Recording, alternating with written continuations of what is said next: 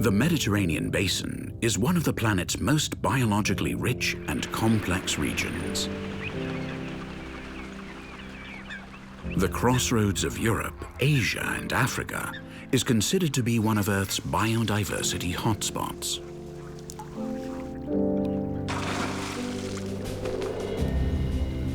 A vast number of both animal and plant species, unique to the region, live in its various habitats.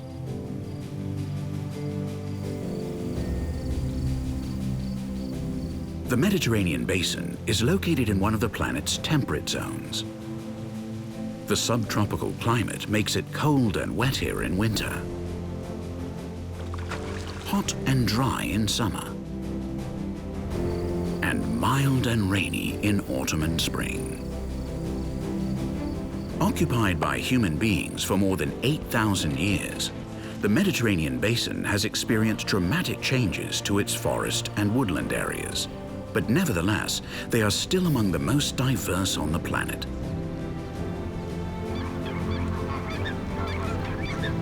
From marshlands to high mountain ranges,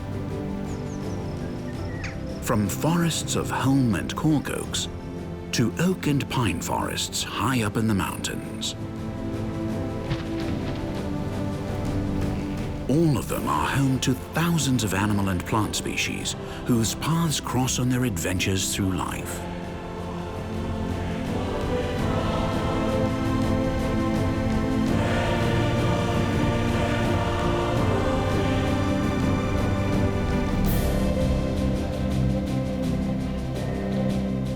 And each one of them has a story to tell. Stories of the Mediterranean forest. The forest of centenarian oak trees.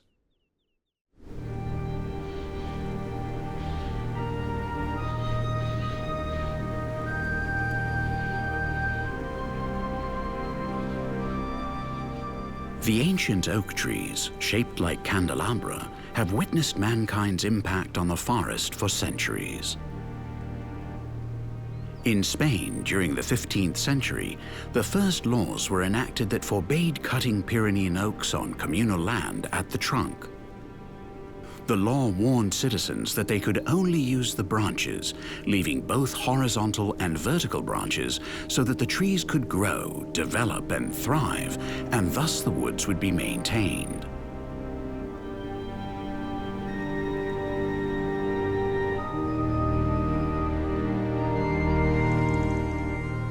These ancient oaks, some more than 400 years old, provided curved timber for shipbuilding, charcoal for foundries, and firewood to keep warm in the cold months of winter.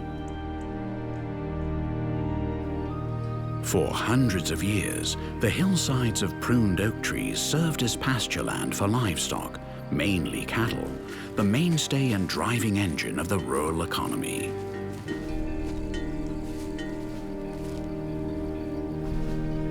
But all this changed in the late 20th century. The new generations deserted the small towns for urban settings, and the rural economy was slowly but surely eclipsed by the industrial economy. And this shift caused many of these ancient open oak groves, or dehesas, to go into decline. In Salguero de Juarros, a small village in Burgos province, located on a foothill of the Sierra de la Demanda called the Cuesta Lechal, or Suckling Slope, thousands of long-lived trees have fortunately survived to our days. And in 2015, in this venerable forest of centuries-old oaks, the non-profit Living Paleolithic introduced European bison and Przewalski's horses as part of an international project for the reproduction of threatened species.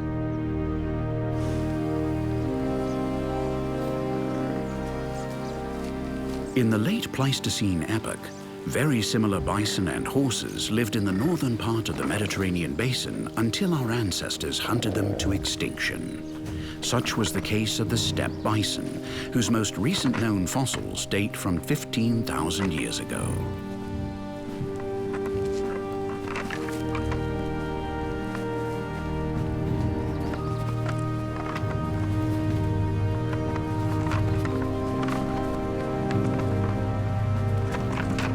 Although they belong to the same genera, the bison and horses introduced in Salguero de Juarros are different species from those that grazed on these lands thousands of years ago. Nonetheless, contemplating them today certainly takes us back to a past in which nomadic bands of human hunter-gatherers trailed the large herds of herbivores. In their size, body shape, appearance, large head, and bristling mane, the horses of the Pleistocene were very similar to the Przewalski's horse, which was also once quite common in much of Europe.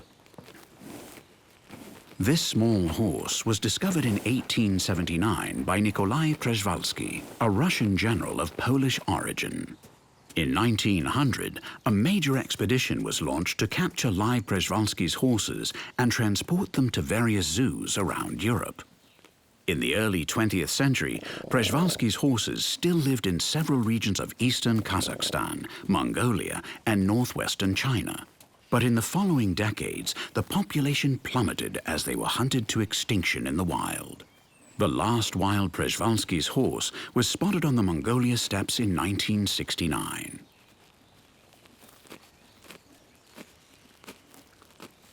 Today, we can find a few herds in China and Mongolia thanks to the reintroduction of horses born in partial captivity. But despite all the conservation efforts being made, the total world population of Przewalski's horses is still fewer than 1,500.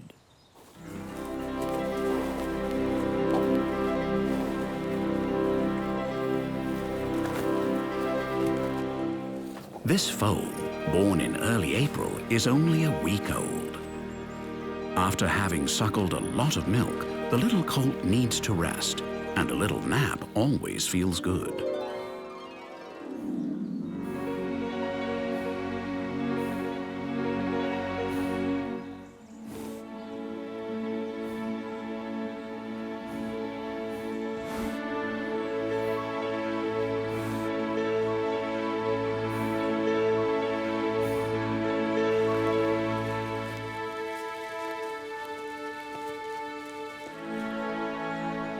And since his mother never strays far from his side, and he's feeling very sleepy, the best thing would be to take a proper siesta.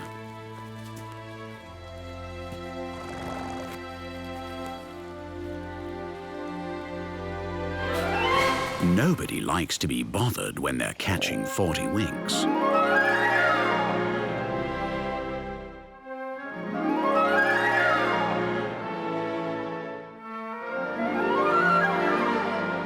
During the month of May, the shoots of the Pyrenean oaks begin to grow quickly, and the velvety leaves start to clothe the naked branches of the old trees. Spring begins to display itself in all its splendor, and a tapestry of colors covers the whole Mediterranean forest.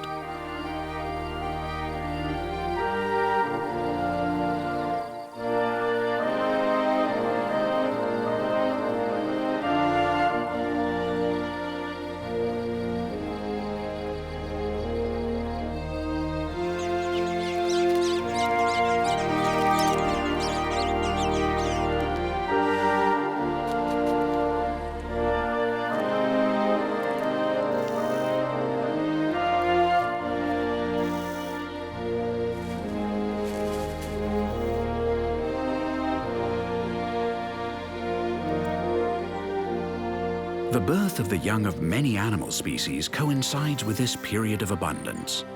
And the bison that live in the ancient forest of centenarian oak trees have also brought a new member into the herd. After a gestation period lasting 264 days and weighing a healthy 25 kilos, this little female is good news for the conservation of the European bison. The bison herd is lolling around after having spent the whole morning grazing, and this moment of peace and tranquility is when they regurgitate the half-digested grass in their stomachs to chew it once more, adding more saliva and swallowing it again. The plant matter paste they make this way ferments in specialized stomach chambers in a symbiotic process with bacteria. This process is called rumination, and bison are ruminants.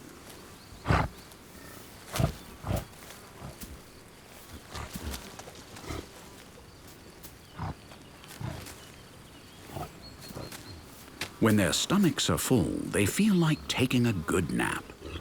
The calm bison need to relax to digest properly.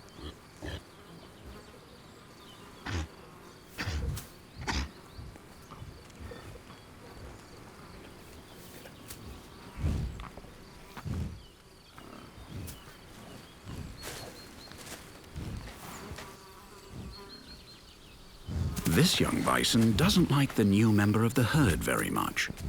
And once she's been pushed out of her spot, the little one takes advantage of the chance to suckle a little. Only a week old, she doesn't graze on grass yet, and only gets her energy from her mother's milk.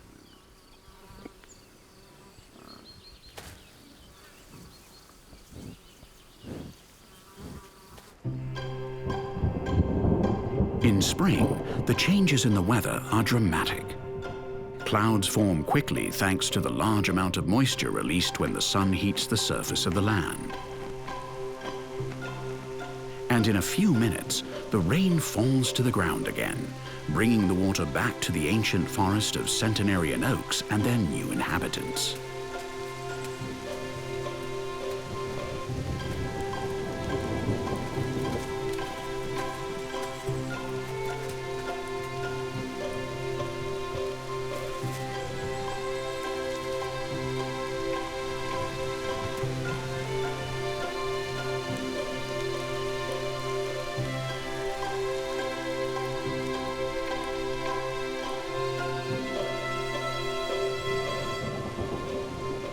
The rain didn't last long, but it rained hard enough to get the little calf wet. And there's only one way to dry off quickly.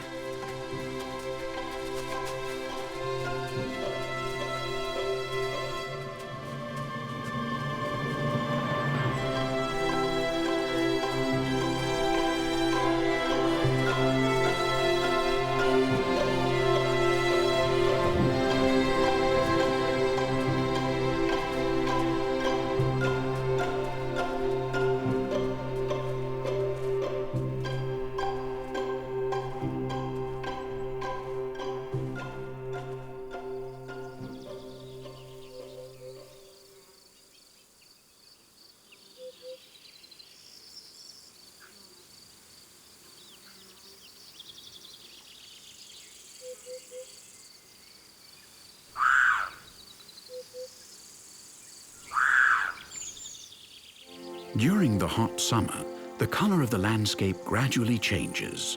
The green that covered the ground in springtime turns to a yellow the color of straw due to the dry soil. Bison live in herds usually formed by 10 to 15 animals between adult females and their calves, adult males, and young bison from 2 to 3 years old. Nonetheless, these herds are not family groups. The different herds exchange members, and sometimes the herd divides into two or merges with other nearby groups. Bison aren't territorial, and different herds may occupy the same territory without leading to conflicts between them.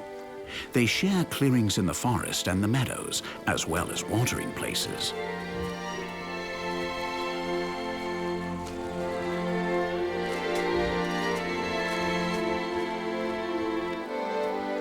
Przewalski's horses are also social animals that live in herds led by a dominant male, while the rest of the herd is made up of females with young less than 2 years old. When they turn 2, they leave the group.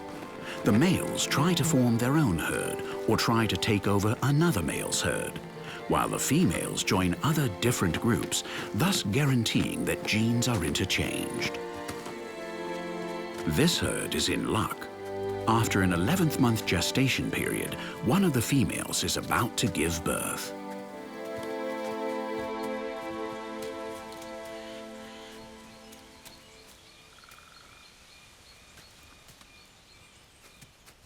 The group accompanies her to the edge of the forest. From here, she will continue on alone to look for a quiet hidden place where she can foal. The bison have also decided to rest in the old oak forest. When the sun shines the hottest, they seek the shade of the thick crowns of the big oaks. What's more, a little clearing in the oak forest offers the perfect place for one of those dust baths they love so much.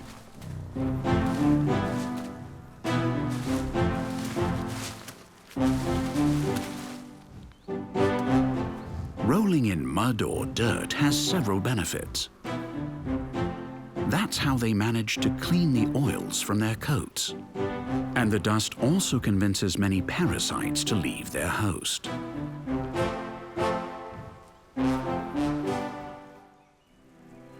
Unfortunately, there's no good news from the herd of horses. The female is having trouble foaling.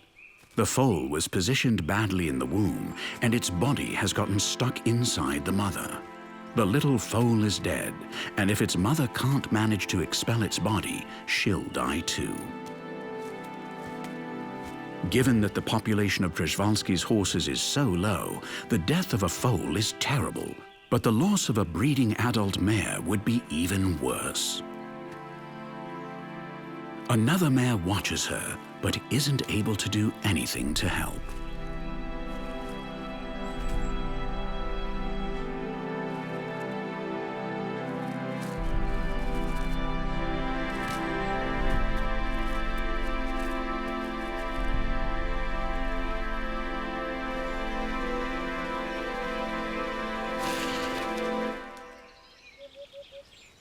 Something draws the attention of this young roe deer resting in the shade. She watches carefully as two horses come out of the dense forest.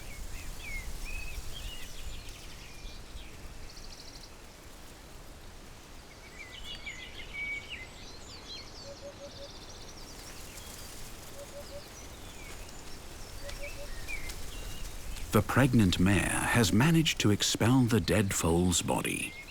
Fortunately, the mother has survived this difficult birth.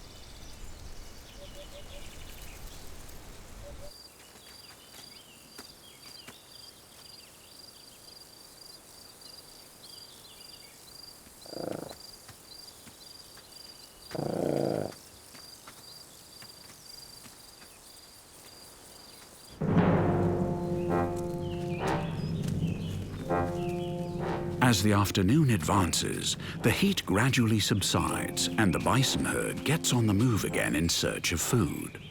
They don't know it, but someone is watching them. Safe up on its high perch, a goshawk observes with curiosity the most intimate behavior of these large mammals.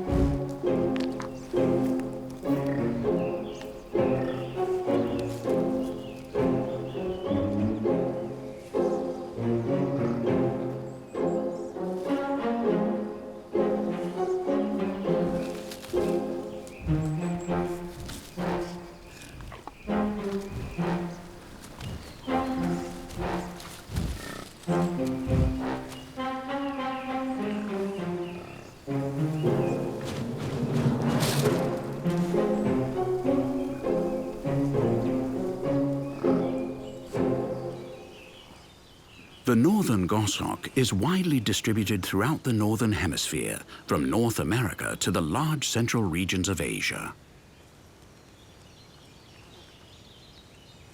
The bison herd has invaded its hunting grounds, and with their comings and goings, they've scared off any potential prey, so the goshawk decides to look for someplace quieter.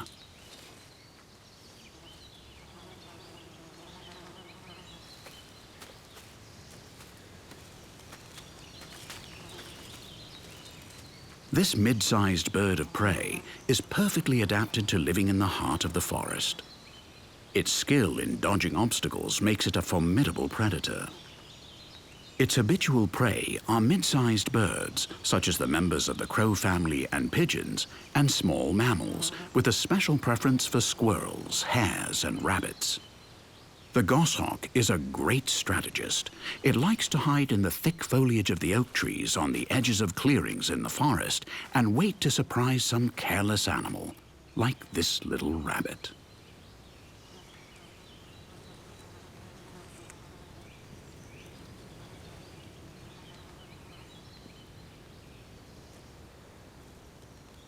The rabbit, sensing that danger is near, ducks in an attempt to go unseen. But it's too late.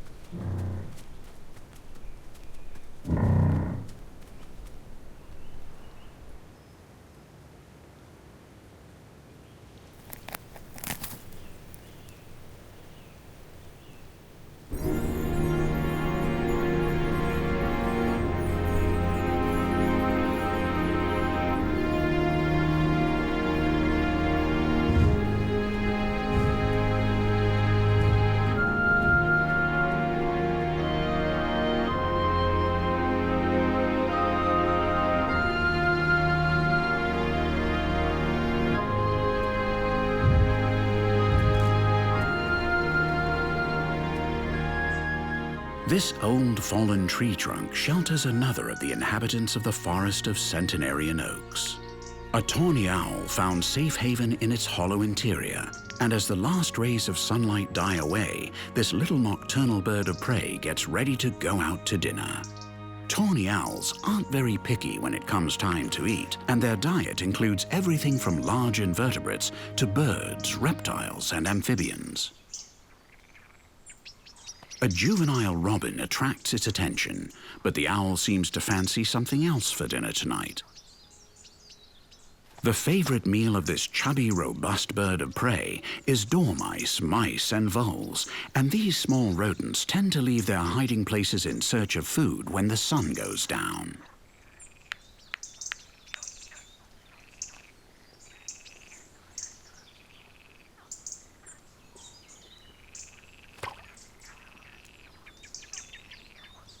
A little spring near the old fallen tree trunk is the perfect place to take the last bath of the day. Birds need to bathe frequently, not only to cool off on hot summer days, but also to maintain their feathers in perfect condition. That's essential, as their survival may depend on it.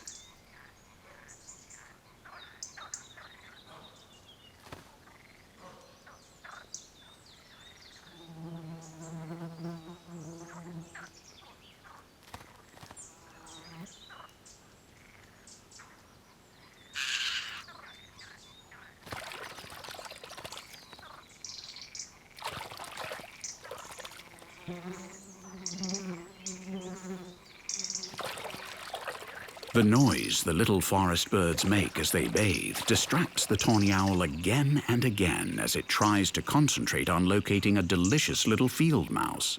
It decides it would be better to look for a perch a little farther away, where it can wait for dinner to arrive in peace.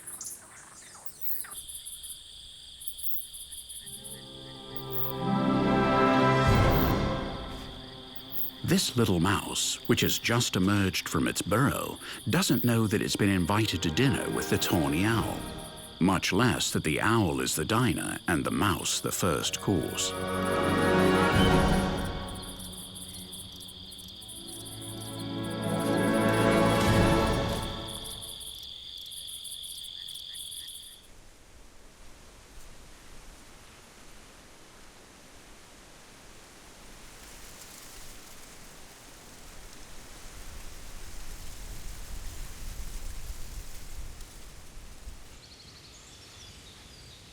Large, unmistakable birds that are perfectly adapted to detecting and eating carrion fly in circles over the ancient forest of centuries-old oak trees.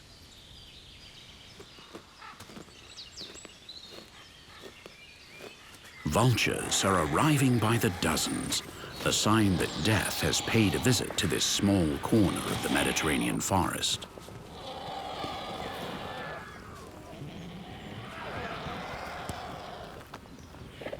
The bison impassively observe as the griffin vultures and a smaller number of cinereous vultures jostle with each other as they fight for a bite of flesh. These efficient carrion eaters fulfill an important hygienic role. They're in charge of making dead bodies disappear and so preventing diseases from spreading.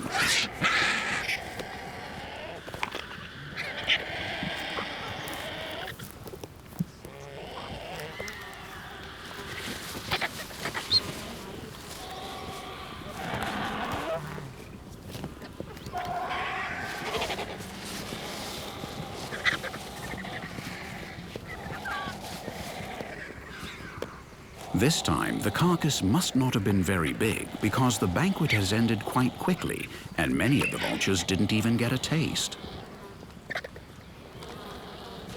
The remains that the vultures had found belonged to the foal that died during birth, and its scant 25 kilos weren't enough to feed this horde of scavengers.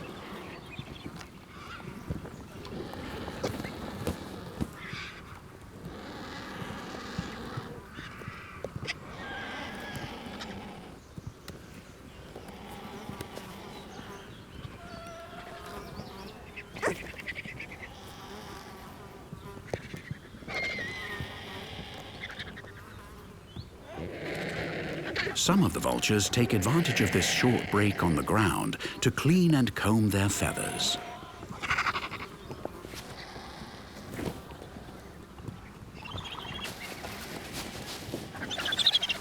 Others, however, like the contentious cinereous vultures, can't stop squabbling.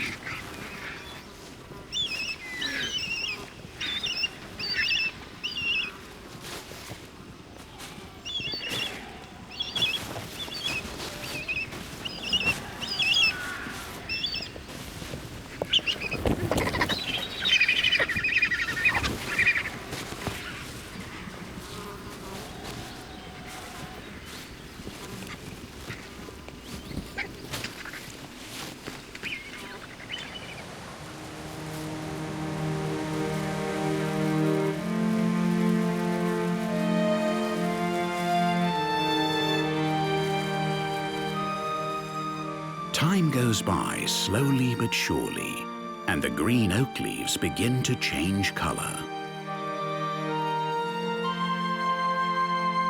Autumn is here.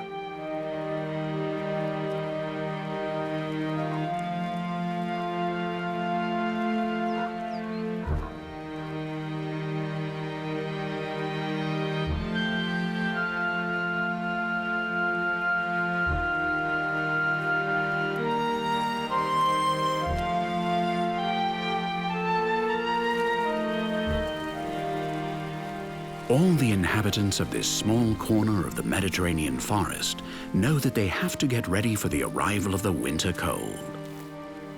Besides storing energy inside their bodies in the form of fat, their hair grows on the outside, creating a thick insulating coat that protects them from the cold and rain. The magical forest of centenarian oaks takes on a golden tone, where the European bison and Przewalski's horses seem like mythological beings out of a fairy tale.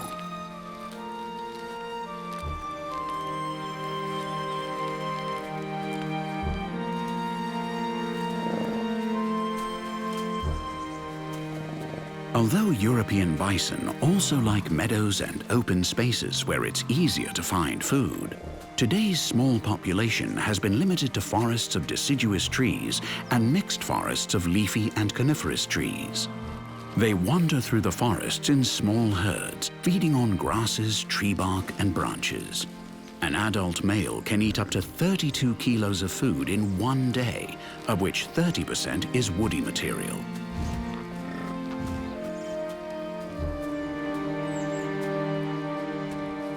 In areas where the vegetation is particularly thick, they're able to clear out the foliage substantially and can even create clearings in the forests. Bison love to eat the tips of branches. Their curved horns allow them to snag and break off branches or small trees in order to eat the leaves.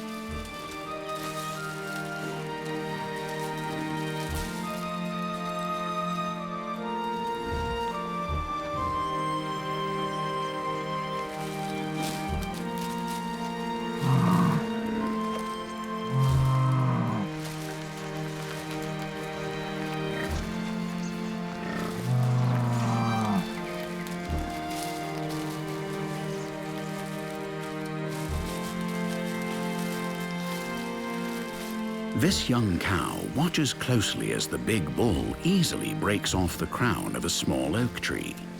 With their great strength and enormous appetite, bison can clear out the underbrush and maintain the health of forests that aren't used today to raise livestock.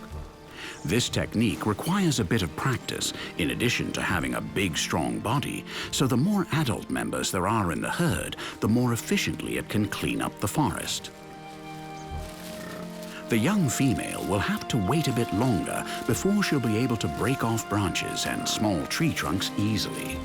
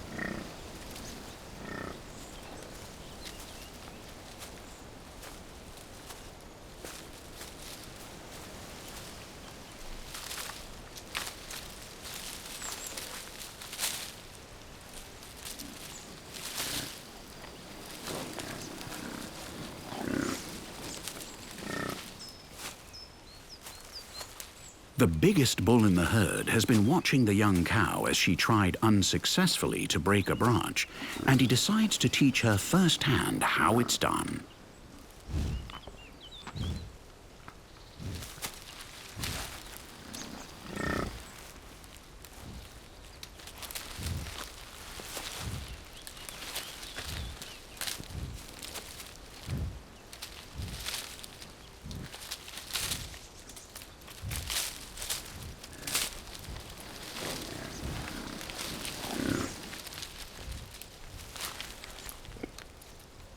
As he tosses his big head, his pupil watches the master's lesson intently.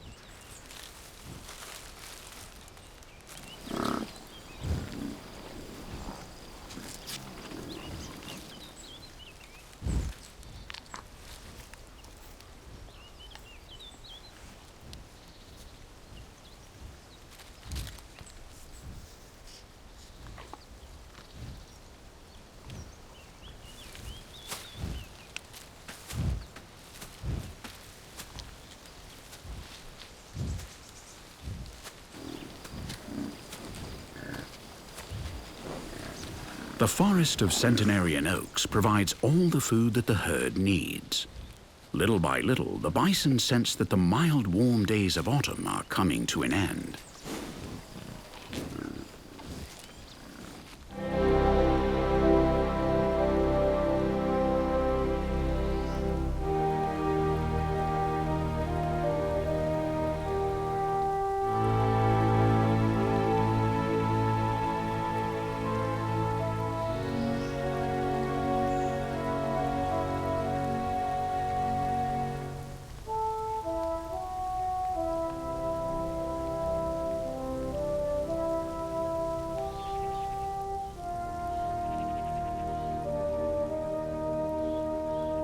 The first white blanket of snow to cover the ground announces that the winter cold has appeared on the scene. The European bison is the largest mammal that lives on the old continent. The big bulls can stand up to 2 meters high and weigh more than 1,000 kilos. With that impressive physique, they've got few natural enemies. Wolves are their only possible predators, and these only dare to attack weak or sick individuals.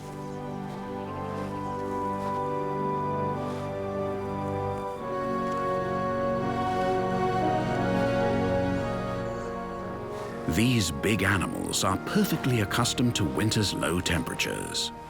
So the light snowfalls of winter in southern Europe present no problems for them. With their large and powerful heads, they sweep away the layer of snow covering the ground as they look for food, and often the snow gets stuck in their long beards.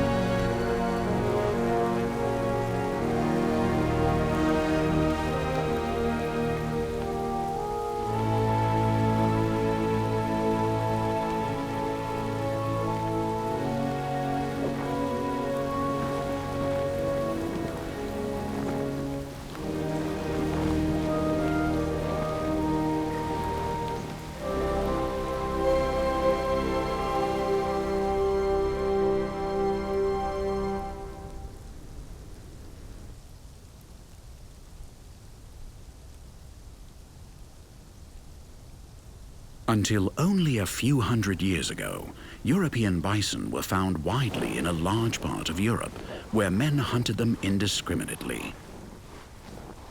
The last bison remaining in the wild were confined to the Białowieża region in Poland, where they were exterminated during the First World War, when they were slaughtered by the hundreds to feed the refugees and the soldiers at the front.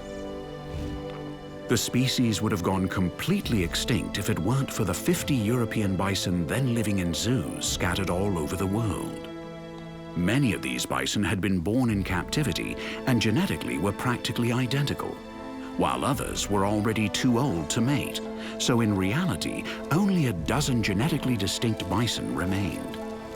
The approximately 5,000 European bison living today descend from those 12 parents. Their low genetic diversity, a consequence of their common ancestry, has made these animals especially vulnerable to viruses like foot and mouth disease. That's why it's important to keep many small herds in places that are distant from each other.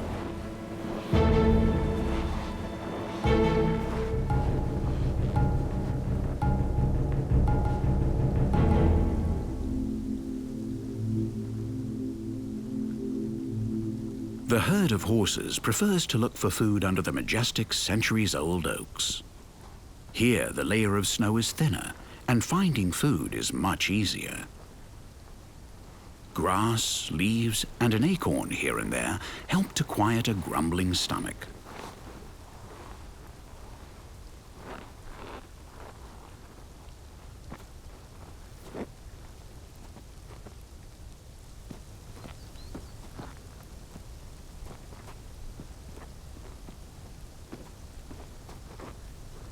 One of the mares in the herd wanders away from the group while a red kite looks on.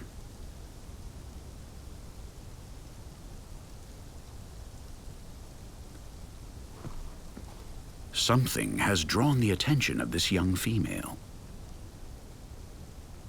A wild boar's carcass lies on the white blanket covering the floor of the old oak forest, and the red kite is a scavenger.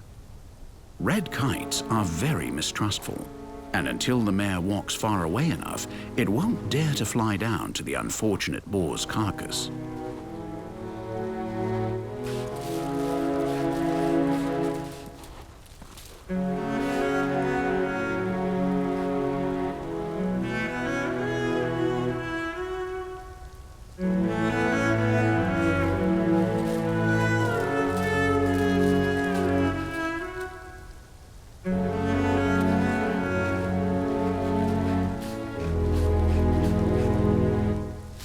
In the past, the red kite was a fairly common bird in much of Europe.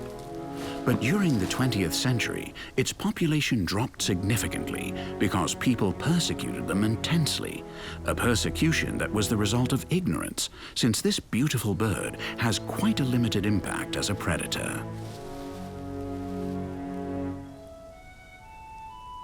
When hunting, it favors prey it can capture easily, such as small, sick, or inexperienced animals. And its marked tendency to eat carrion means that it makes the most of the remains of animals that are already dead.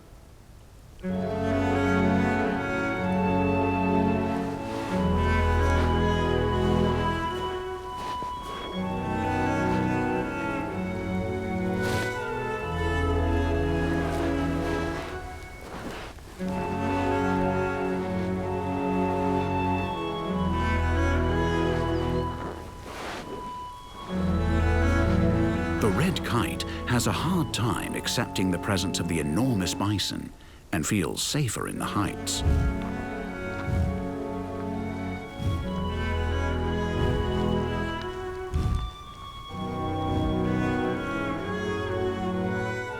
Not far from there, a young and inexperienced cinereous vulture is watching the scene too.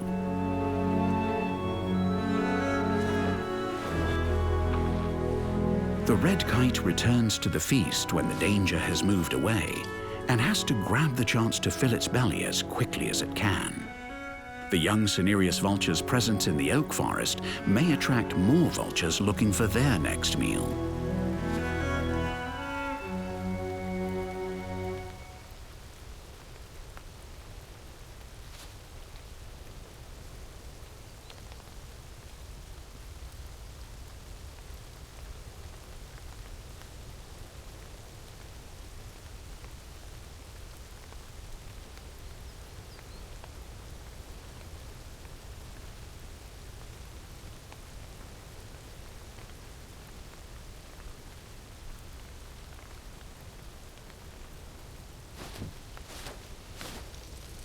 The inexpert vulture has concluded quite correctly that the red kite is no match for him and has decided that he wants to sit down at the table for this succulent feast.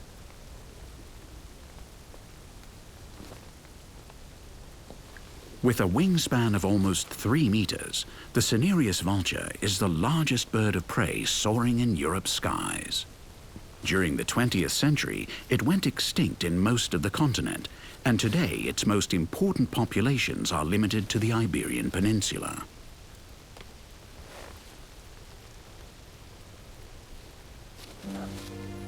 Although they can often be seen together with mobs of griffon vultures, cinereous vultures aren't fond of big crowds.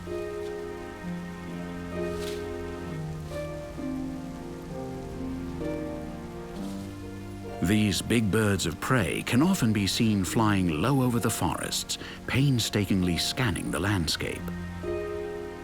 Thanks to this strategy, they can spot small carcasses even in areas with thick vegetation, which may go unnoticed by other carrion-eating species.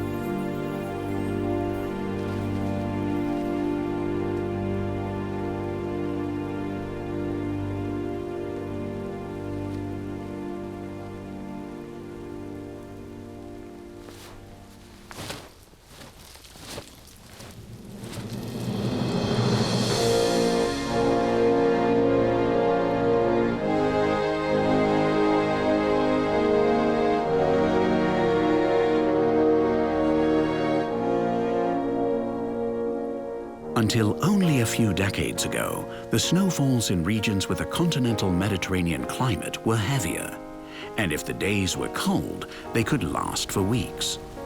Nowadays, the layer of snow doesn't tend to last long. The weather can change quickly, with snow, sunshine, wind, and rain all happening on the same day.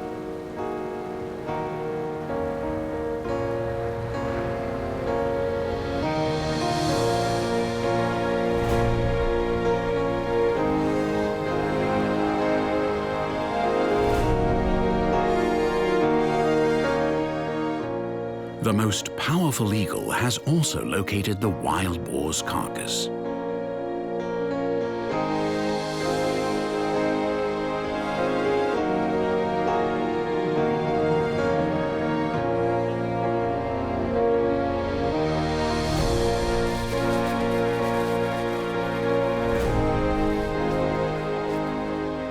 The golden eagle is an expert hunter.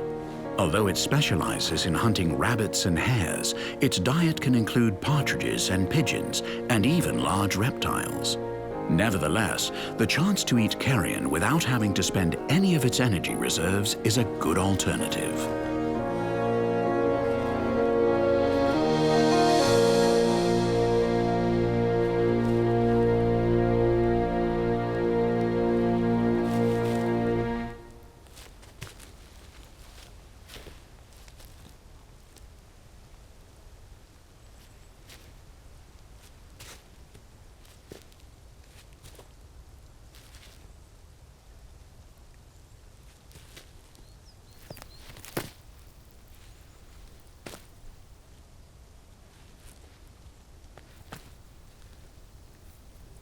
With a wingspan of more than 2 meters, this majestic bird of prey has adapted to living in mountainous areas where it builds its nests on rocky cliffs, and the old forest of centenarian oak trees lies within its home range.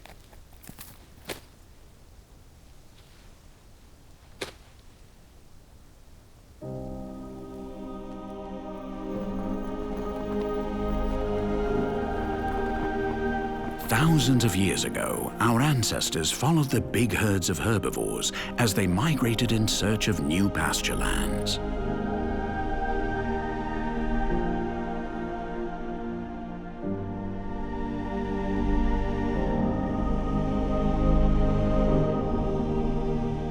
They were completely exterminated on the plains and in the forests of the Mediterranean Basin and restricted to Central Europe and Asia.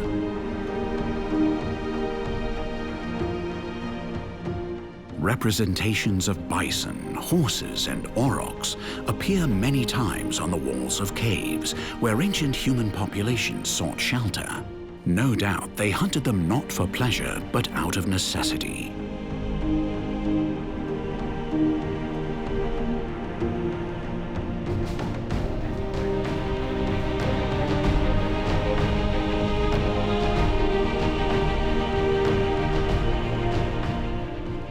All of us are ethically obliged to preserve these species and keep the bison and wild horses from going completely extinct.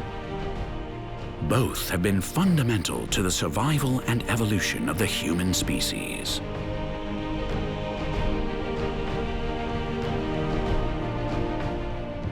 Meanwhile, these few survivors, a reflection of what they were in other times, coexist each day with the animal species that prowl around in this magical forest. They are the inhabitants of the forest of centenarian oak trees.